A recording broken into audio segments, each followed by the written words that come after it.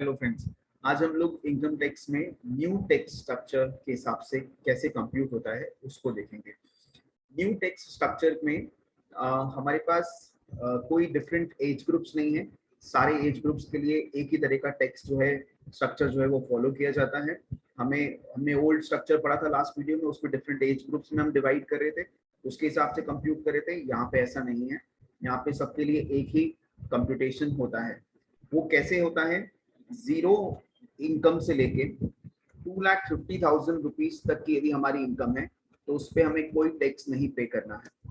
2,50,000 से लेके यदि किसी पर्सन की इनकम 5 लाख रुपीज तक है तो 2,50,000 से 5 लाख के बीच में जितनी भी उसकी इनकम है उसके ऊपर उसे 5% का टैक्स पे करना है। यदि 4 लाख इनकम है तो 2,50,000 से 4 लाख मतलब 1,50,000, वो 1,50,000 का 5% वो पे करेगा। यदि सपोज उसकी इनकम 4,50,000 है तो पहले 2,50,000 तक तो कोई टैक्स नहीं है। 2,50,000 से लेके 4,50,000 तक की जो इनकम है उसके बीच में जो 2 लाख की इनकम आती है उसके ऊपर उसे 5% का टैक्स देना है। मतलब ये एक एक स्टेप चढ़ते जाते हैं हम। यदि हमारी इनकम 4 लाख है तो हम ये देखेंगे कि पहले 2,50,000 पे कोई टैक्स नहीं है, फिर 2,50,000 से लेके 4 लाख के बीच में जितनी इनकम है उसके ऊपर ये 5% टैक्स है। इस तरीके से हम कंप्यूट करेंगे। अभी हम आगे एग्जांपल्स देखेंगे, उसमें तब आपको क्लियर होगा। फिर 5 लाख से लेके 7,50,000 तक की जो भी इनकम है पर्सन की उस पर 10% के रेट से टैक्स एप्लीकेबल है।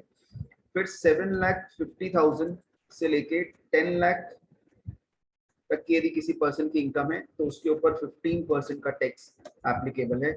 10 लाख से लेके 12,50,000 तक की किसी पर्सन की इनकम है तो उस पर उससे 20% तक का टैक्स एप्लीकेबल है। 12,50,000 से लेके यदि किसी पर्सन की इनकम 15 लाख है तो उसके ऊपर उसे 25% के रेट से टैक्स एप्लीकेबल है। और 15 लाख से यदि अबव है तो 30% के रेट से टैक्स एप्लीकेबल है। एक एग्जांपल मैं आपसे समझाता हूं आपको उससे। सपोज किसी पर्सन की टोटल इनकम जो है, yearly total income 20 lakh rupees है। अब उसे उसके ऊपर टैक्स कंप्यूट करना है न्यू टैक्स स्ट्रक्चर के हिसाब से। तो जो फर्स्ट उसकी इनकम है 0 से लेके 2,50,000 तक की, उस पे उसे कोई टैक्स नहीं पे करना है। 2,50,000 से लेके 5 लाख रुपीस तक की जितनी भी उसकी इनकम है, अब 2,50,000 से 5 लाख का जो डिफरेंस है वो 2,50,000 है। 2,50,000 पे उसे 5% के रेट से टैक्स पे करना है, विच इज 12,500। उसके बाद 5 लाख से लेके 7,50,000 तक के बीच की जो इनकम है, विच इज अगेन 2,50,000, उसके ऊपर उसे 10% के रेट से टैक्स पे करना है, विच इज 25,000। उसके बाद 7,50,000 से लेके 10 लाख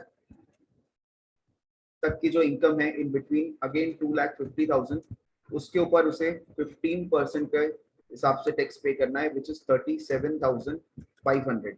उसके बाद 10 लाख से लेके 12,50,000 तक की जो इनकम है, विच इज अगेन 2,50,000, उसके ऊपर उसे 20% के रेट से टैक्स पे करना है, विच इज 50,000। इसके बाद 12,50,000 से लेके 15 लाख के बीच के जितनी भी इनकम है, विच इज अगेन 2,50,000, उसके ऊपर उसे 25% का टैक्स पे करना है, विच इज 62,500।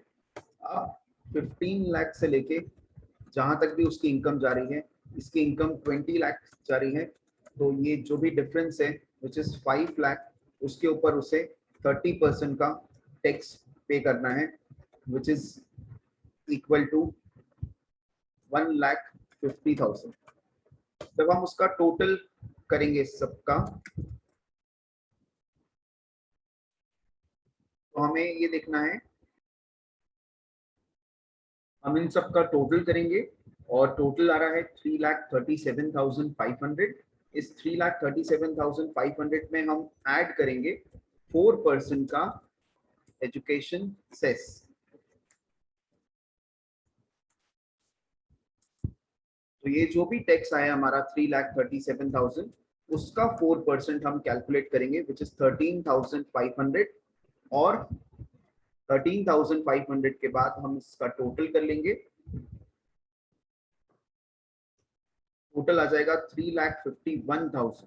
वो 3,51,000 जो है वो उस पर्सन का टैक्स रहेगा। यदि एक पर्सन 20 लाख रुपीज की इनकम अर्न कर रहा है तो उसके ऊपर उसे 3,51,000 रुपीज का टैक्स देना है as per new tax structure.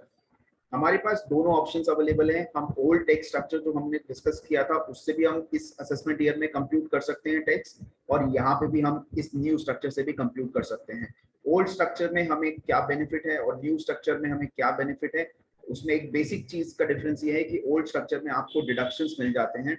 यदि आप 80C से लेके 80U के बीच में कुछ भी डिडक्शंस करते हैं, देखिए 80C और 80U किसी को नहीं पता तो सिंपल लैंग्वेज में आपको बताऊं, जैसे आप ट्यूशन फीस पे करते हैं अपने बच्चों की, आप जो रीपेमेंट करते हैं अपने हाउस लोन का, आप LIC पॉलिसी लेते हैं, आप म्यूचुअल फंड में इन्वेस्टमेंट करते हैं, आप मेडिकल इंश्योरेंस लेते हैं, इस तरह की जो चीजें होती हैं उस पर आपको डिडक्शंस मिलता है, तो वो ओल्ड स्ट्रक्चर में आपको उसका बेनिफिट मिल सकता है। लेकिन यदि आप इनमें से कोई भी चीज में इन्वेस्टमेंट नहीं कर रहे हैं तो फिर न्यू टैक्स स्ट्रक्चर जो है वो आपके लिए ठीक है, उसके हिसाब से आप कंप्यूट कर सकते हैं। गवर्नमेंट आपको दोनों तरह से बेनिफिट देती है, उसके उन्होंने आपको दोनों ऑप्शंस दे रखे हैं, आपके ऊपर है आप ओल्ड के हिसाब से कंप्यूट करना चाहते हैं, न्यू के हिसाब से कंप्यूट करना चाहते हैं। जहां भी आपको टैक्स कम पड़ा है आप उसके हिसाब से उस टैक्स को पे कर सकते हैं। आई होप ये वीडियो आपको काम आया होगा। साथ साथ में आपको ये भी ध्यान रखना है कि देखिए थोड़ा थोड़ा रोज पढ़िए और रिवाइज करते रहिए, वो चीजें आपके लिए काफी बेनिफिट रहेंगी। नेक्स्ट हम वीडियोस में और डिस्कस करेंगे इनकम टैक्स के स्लैब्स के बारे में और टैक्स स्ट्रक्चर्स के बारे में। Thank you very much.